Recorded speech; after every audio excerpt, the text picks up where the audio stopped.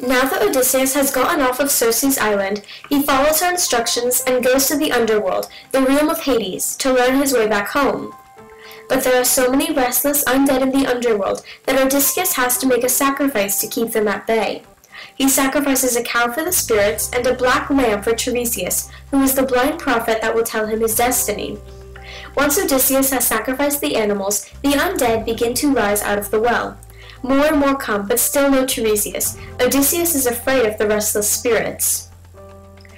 Finally, the prince of Thebes, Tiresias, ascends from the well of Erebus, bearing golden staff and prophecy untold. Tiresias wants to know why Odysseus has left the land of the living, but since he's a prophet, he knows that Ithaca is all Odysseus wants. A fair wind and the honey lights of home are all you seek, but anguish lies ahead. The god who thunders on the land prepares it, not to be shaken from your track, implacable, in rancor for the sun whose eye you blinded.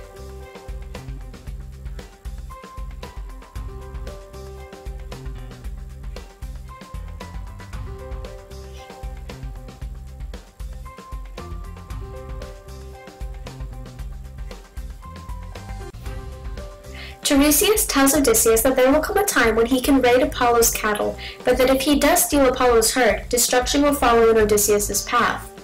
There are many hardships that Odysseus will encounter on his journey, and perhaps what Tiresias tells him next is the saddest.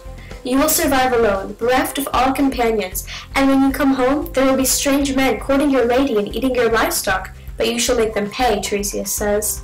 Make fair sacrifice to Lord Poseidon, a ram, a bull, a great buck boar, then turn back and sacrifice 100 cattle to the mighty gods, instructs Tiresias. Then a sea-born death, soft as the mist, will come upon you at a rich age. Created using Powtoon.